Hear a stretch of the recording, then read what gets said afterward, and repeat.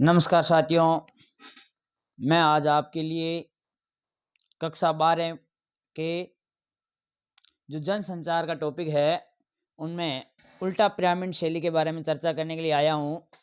उल्टा पिरामिड शैली क्या है, इसके बारे में अभी चर्चा करता हूँ कि उल्टा पिरामिड शैली क्या है।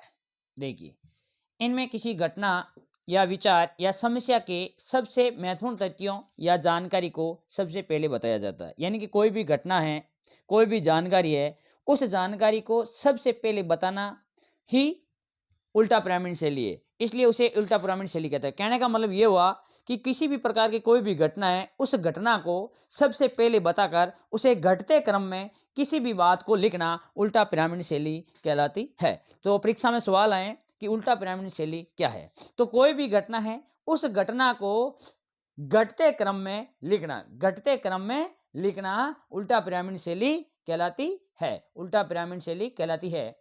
यह समाचार का सबसे उपयोगी, सरल और व्यवहारिक सिद्धांत है। समाचार का सबसे उपयोगी भी है, सरल भी है और व्यवहारिक सिद्धांत भी है। तो उल्टा पिरामिड शैली है, समाचार के मुख्य तथ्यों को लिखकर घटते क्रम में लिखा जाता है। किसी भी प्रकार का कोई भी समाचार है, उस समाचार को लिखने के लिए घटते क्रम में प्रस्तुत किया जाए, घटते क्रम में प्रस्तुत किया जाए, वो ही उल्टा पिरामिड शैली समाचार कहलाता है। उल्टा पिरामिड शैली समाचार कहलाता है। किस क्रम में लिखा जाए भाई? घटते क्रम में लिखा जाए, घटते क्रम में लिखना उल्टा पिरामिड शैली कहलाता है। अब हम आगे चर्चा करते हैं। उल्टा पिरामिड शैली के आधार पर समाचार को कितने भागों में बांटा गया है, कितनी श्रेणियों में बांटा गया है।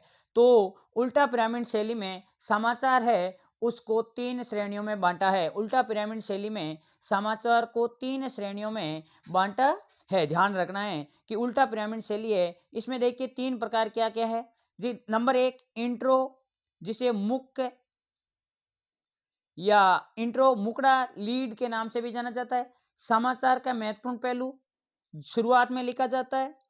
समाचार का प्रारंभ यहां से किया जाता है। 35 से 50 शब्दों से अधिक नहीं होता है। इंट्रो या मुकड़ा उल्टा पिरामिड शैली का हिस्सा है, जिसको सबसे पहले लिखा जाता है, जिसे में समाचार के महत्वपूर्ण बात को लिखी जाती है, समाचार के प्रारंभ में लिखा जाता है और इसमें 35 से लेकर 50 शब्दों से अधिक शब्द नहीं होते हैं। पूछा जाए उल्टा पिरामिड शैली में इंट्रो में शब्दों की संख्या हो सकती है, तो 35 से 50 के बीच हो सकती है। इंट्रो क्या है? तो समाचार में सबसे पहले प्रारंभ में महत्वपूर्ण लिखी गई बातें ही इंट्रो के नाम से जानी जाती है। अब है नंबर 2 बॉडी। बॉडी क्या है कि इंट्रो के नीचे का जो भाग है, उसके अंदर बॉडी लिखी जाएगी, जिसे घटते क्रम में समाचार को विस्तार से लिखना। आगे है समापन, अर्थात समाचार का समाप्तिकरण। परीक्षा में सवाल आए, 2 अंक का सवाल आ सकता है पेपर में। 2025 के बोर्ड पेपर में जो 5वां सवाल होगा वो इसी संबंधित हो सकता है। और आए उल्टा पिरामिड शैली क्या है, समझाइए। किसी भी समाचार को घटते क्रम में प्रस्तुत करना उल्टा पिरामिड शैली कहलाती है, जिनके 3 प्रकार है। सबसे पहले इंट्रो लिखा जाता है, जिसके अंदर महत्वपूर्ण बातों को पहले लिखी जाती है। उसके बाद बॉडी, जिसे घटते क्रम में समाचार को विस्तार से बताया जाता है। और उसके बाद समापन आता है, जिसके अंदर समाचार की समाप्ति होती है। अब हम आगे और चर्चा करते हैं। सवाल है संपादकीय क्या है? संपादकीय क्या है? समाचार पत्र का सबसे महत्वपूर्ण पृष्ठ, समाचार पत्र का सबसे महत्वपूर्ण पृष्ठ होता है, वो होता है संपादकीय। आगे देखिए, संपादकीय के जरिए अखबार किसी घटना, समस्या, मुद्दे के प्रति अपनी राय प्रकट करते हैं। यानी संपादकीय के जरिए ही अखबार की भी घटना है, उस घटना के प्रति, मुद्दे के प्रति अपनी राय है वो प्रकट करते हैं। संपादकीय किसी व्यक्ति विशेष का विचार नहीं होता, अर्थात संपादकीय है वो व्यक्ति विशेष का है, विचार नहीं हो सकता। ध्यान रखना, छोटा सवाल भी आए, संपादकीय की विशेषताएं हैं। समाचार पत्र का महत्वपूर्ण पृष्ठ यस होता है, जरिए किसी भी घटना या मुद्दे के प्रति अपनी राय प्रकट की जाती है यस। संपादकीय किसी व्यक्ति विशेष का विचार नहीं होता है, हाँ नहीं होता। यदि हाँ तो ये गलत हो जाएगा। संपादकीय लिखने का दायित्व अखबार में काम करने वाले संपादकों या सहयोगियों का होता है, अर्थात संपादकीय लेखन का काम कौन करता है? तो उन लेखन का काम करता है कोई भी अखबार के क्षेत्र में काम करने वाला जो आदमी है या उनके सहयोग है वो उस संपादकीय पेपर को लिख सकता है।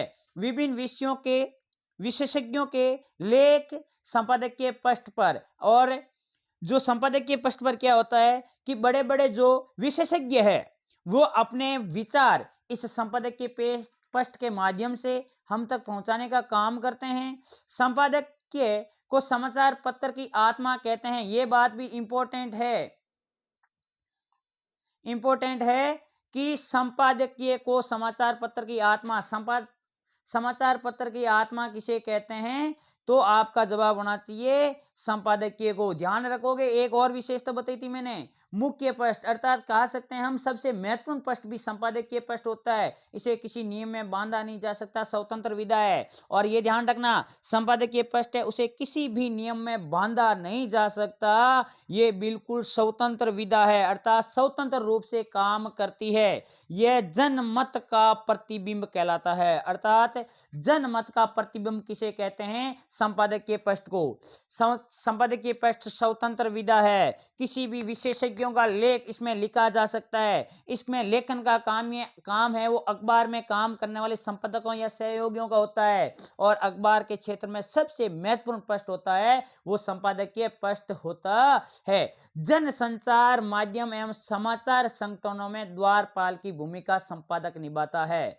जन संचार माध्यम या समाचार माध्यम में द्वारपाल की भूमिका कौन निभाता है, संपादक है। ध्यान रखोगे, द्वारपाल की भूमिका निभाने का काम संपादक का है। अगला है स्तंभ। स्तंभ क्या है, देखिए, स्तंभ लेखन विचारपरक लेखन का रूप है। यानी कि स्तंभ क्या है, किसी भी प्रकार के विचार है उस विचारों का लेखन करना। स्तंभ का विषय चुनने, विचार व्यक्त करने की छूट, उनकी अपनी लेखन शैली भी विकसित हो जाती है। लेखक के विचार अभिव्यक्त होते हैं। नए लेखकों को स्तंभ लेखन में मौका नहीं मिलता। इंपॉर्टेंट बात यह है कि नए लेखक है उन नए लेखकों को स्तंभ लिखने का मौका नहीं मिलता है, अर्थात वो स्तंभ नहीं लिख सकते। तो स्तंभ क्या है कि ये विचार परक का बात है, अर्थात विचार करने की योग्य है। अब देखिए अन्य क्या बात है, कुछ महत्वपूर्ण बातें हैं उनके भी हम चर्चा करें। मीडिया की दुनिया में खबर को स्टोरी कहा जाता है। मीडिया की दुनिया में खबर को स्टोरी के नाम से जाना जाता है। पहले पेज की खबर को कवर स्टोरी कहा जाता है। ध्यान रखोगे, मीडिया की दुनिया में खबर को स्टोरी, पहले पेज की खबर को कवर स्टोरी। अखबार में 8 कॉलम होते हैं। ध्यान रखोगे, अखबार के अंदर कितने कॉलम होते हैं, 8 कॉलम होते हैं। छोटी खबर सिंगल कॉलम या एक कॉलम में लिखी जाती है। आए छोटी खबर कितने कॉलमों में लिखी जाती है, सिंगल या एक कॉलम में लिखी जाती है। बड़ी खबर 4 या अधिक कॉलमों में लिखी जाती है। अब हम आगे और चर्चा करते हैं। देखिए, पत्रकारिता का मूल तत्व, ज्ञान प्राप्त करने की इच्छा, जिज्ञासा या जिज्ञासा। कागज का मुद्रण आविष्कार सर्वप्रथम चीन में। ध्यान रखोगे, कागज या मुद्रण, अर्थात मुद्रण का मतलब होता प्रिंट, लिखना, प्रिंट या लिखना। तो कागज या मुद्रण का आविष्कार विश्व में सबसे पहले हुआ था चीन में। और विदेशों में हिंदी पत्रकारिता का जन्म 1883, विदेशों में हिंदी पत्रकारिता का जन्म 1883 में हुआ था।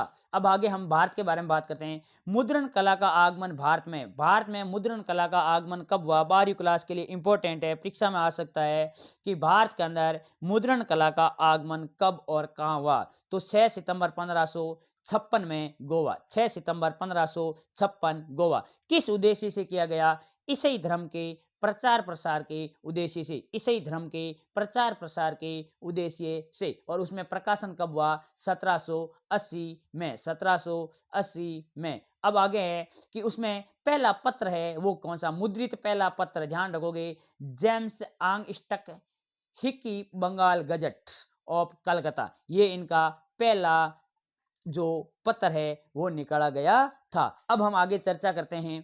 हिंदी का प्रथम दैनिक पत्र 1854 में निकला, जो कलकत्ता में श्याम सुंदर सेन के द्वारा निकाला गया था।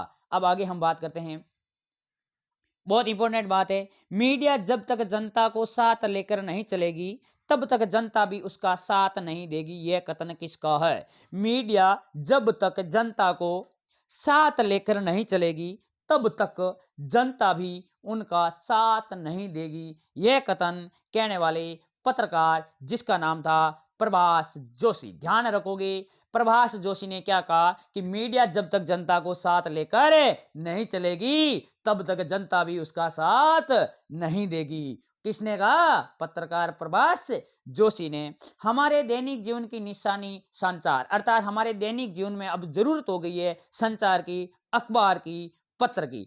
भाषा के विकास में शुरुआती अखबारों व पत्रिकाओं में महत्वपूर्ण भूमिका निभाने का काम हमारे हिंदी के लेखक भारतेंदु हरिश्चंद्र ने किया। ध्यान रखोगे, भाषा के विकास में शुरुआती अखबार और पत्रिका में सबसे अच्छी भूमिका किस व्यक्ति ने निभाई थी? भारतेंदु हरिश्चंद्र ने। अब हम आगे और चर्चा करते हैं। इन सारी बातों का आप ध्यान रखोगे।